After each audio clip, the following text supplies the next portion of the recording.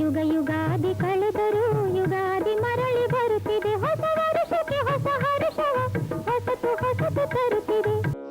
ಯುಗ ಎಂದರೆ ಹೊಸ ವರ್ಷ, ಆದಿ ಎಂದರೆ ಆರಂಭ. ಋತುನಾಂ ಕುಸುಮಾಕರ ಎಂಬ ಭಗವದ್ಗೀತೆಯ ವಾಣಿಯಂತೆ ಋತುಗಳ ರಾಜ ವಸಂತನ ಶುಭಾಗಮನದ ದಿನವೇ ಯುಗಾದಿ. ಯುಗಾದಿ ಆಚರಣೆಯ ಈ ಮಾಸದ ದಿನ ಹಲವು ಪರಂಪರೆಯ ಆರಂಭದ ದಿನವಾಗಿದೆ.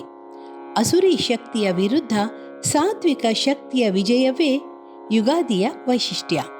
ಈ ದಿನ ಶ್ರೀರಾಮನು ರಾವಣನನ್ನು ಕೊಂದು ಅಯೋಧ್ಯೆಗೆ ಮರಳಿ ರಾಮರಾಜ್ಯವಾಳಲು ಆರಂಭಿಸಿದ ದಿನ.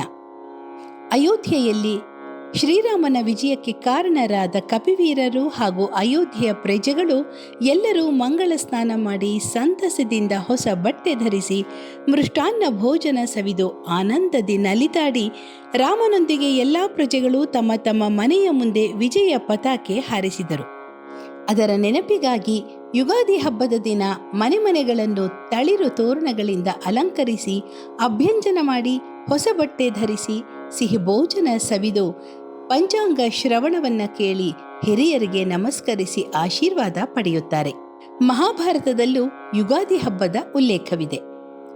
ಈ ದಿನ ಪ್ರಪಂಚ ಸೃಷ್ಟಿಯಾದ ದಿನ ಎಂದು ಹೇಳುತ್ತಾರೆ. ಬ್ರಹ್ಮನು ಈ ಜಗತ್ತನ್ನು ಚೈತ್ರ ಶುದ್ಧ ಪಾಡ್ಯದ ದಿನ ಸೂರ್ಯೋದಯದ ಕಾಲಕ್ಕೆ ಸೃಷ್ಟಿಸಿದನು. ಆ ದಿನವೇ ಗ್ರಹ, ನಕ್ಷತ್ರ, ಮಾಸ, ಋತು, ವರ್ಷಾಧಿಪತಿಗಳನ್ನು ಸೃಷ್ಟಿಸಿ ಕಾಲಗಣನೆ ಆರಂಭಿಸಿದ.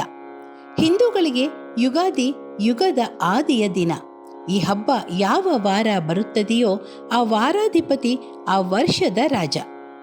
ಭಾನುವಾರ ಈ ಹಬ್ಬ ಬಂದರೆ ರವಿ ಅಂದರೆ ಸೂರ್ಯ ವರ್ಷದ ರಾಜನಾಗುತ್ತಾನೆ.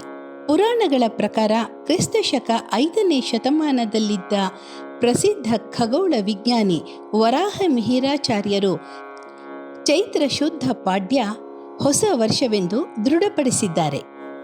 ಮತ್ತೊಂದು ಕಥೆಯ ಪ್ರಕಾರ ಸೋಮಕಾಸುರ ಎಂಬ ರಾಕ್ಷಸ ವೇದಗಳನ್ನು ಕದ್ದು ಸಮುದ್ರದ ಆಳದಲ್ಲಿ ಮುಚ್ಚಿಡಲು ಮಹಾವಿಷ್ಣು ಅವನನ್ನು ಕೊಂದು ವೇದಗಳನ್ನು ರಕ್ಷಿಸಿದ್ದು ಚೈತ್ರ ಮಾಸದ ಮೊದಲ ದಿನವಾಗಿತ್ತು, ಅಂದರೆ ಯುಗಾದಿ. ಆದಿತ್ಯ ಅಂದರೆ ಸೂರ್ಯ ತನ್ನ ಕಿರಣಗಳನ್ನು ಮೊದಲ ಬಾರಿ ಭೂಮಿಗೆ ಸ್ಪರ್ಶಿಸಿದ ದಿನವೂ ಇದೇ ದಿನ. ಯುಗಾದಿ ಹಬ್ಬದ ಆಚರಣೆ ಹೀಗಿರಬೇಕು. ಉಷಾಕಾಲದಲ್ಲಿ ಎದ್ದು ಶ್ರೀರಾಮನನ್ನು ಸ್ಮರಿಸಿ ಮಂಗಳ ಸ್ನಾನ ಮಾಡಿ ಹೊಸ ವಸ್ತ್ರ ಧರಿಸಿ ಹಿರಿಯರ ಆಶೀರ್ವಾದ ಪಡೆಯಬೇಕು. ಮನೆ ದೇವರು ಹಾಗೂ ಶ್ರೀ ಸೀತಾರಾಮ, ಲಕ್ಷ್ಮಣ, ಭರತ, ಶತ್ರುಘ್ನ, ಹನುಮಂತ ಸಹಿತ ಶ್ರೀರಾಮನ ಪೂಜೆ ಮಾಡಿ ಬೇವು ಬೆಲ್ಲ ಸೇವಿಸಿ ಕನ್ನಡಿಯಲ್ಲಿ ಮುಖ ನೋಡಿಕೊಳ್ಳಬೇಕು. ಬೇವು ಬೆಲ್ಲ ಸೇವಿಸುವಾಗ ಶತಾಯುರ್ವಜ್ರ ದೇಹಾಯ ಸರ್ವ ಸಂಪತ್ಕರಾಯ ಚ ಸರ್ವಾರಿಷ್ಟ ವಿನಾಶಾಯ ನಿಂಬಕಂ ದಲಭಕ್ಷಣಂ ಈ ಸ್ತೋತ್ರವನ್ನು ಹೇಳಿ ಬೇವು ಬೆಲ್ಲ ಸೇವಿಸಬೇಕು. ಇದರ ಅರ್ಥ 100 ವರ್ಷಗಳ ಕಾಲ ವಜ್ರದೇಹಿಯಾಗಿರಲು, ಸರ್ವ ಸಂಪತ್ತುಗಳನ್ನು ಪಡೆಯಲು ಮತ್ತು ಸಕಲ ಅನಿಷ್ಟ ನಿವಾರಣೆಗಾಗಿಯೂ ಬೇವಿನ ಹೊಸ ಚಿಗುರನ್ನು ತಿನ್ನಬೇಕು ಅಂತ. ಈ ಬೇವು ಬೆಲ್ಲ ಸುಖ ದುಃಖ, ಹಗಲು ರಾತ್ರಿ, ನೋವು ನಲಿವು, ಪ್ರೀತಿ ದ್ವೇಷಗಳ ಸಂಕೇತವಾಗಿದೆ. ಯುಗಾದಿ ಹಬ್ಬ ಪಾಡ್ಯದ ದಿನ ಬರುತ್ತೆ. ಮರುದಿನ ಬಿದಿಗೆ. ಬಿದಿಗೆ ದಿನ ಚಂದ್ರ ದರ್ಶನ ಮಾಡಿದರೆ ಶುಭದಾಯಕ. ಚೌತಿ ಚಂದ್ರನನ್ನು ನೋಡಬೇಡ, ಬಿದಿಗೆ ಚಂದ್ರನನ್ನು ಬಿಡಬೇಡ ಎಂಬ ಮಾತಿದೆ. ಹಾಗೆ ಯುಗಾದಿ ಬಿದಿಗೆ ಚಂದ್ರನ ದರ್ಶನ ಮಾಡಿದರೆ ವರ್ಷವೆಲ್ಲ ಸುಖವಾಗಿರುತ್ತಾರೆ. ಬಿದಿಗೆಯ ಚಂದ್ರ ಕಾಣುವುದು ಕಷ್ಟ, ಒಂದು ಕಡ್ಡಿ ಗಾತ್ರ ಇರ್ತಾನೆ.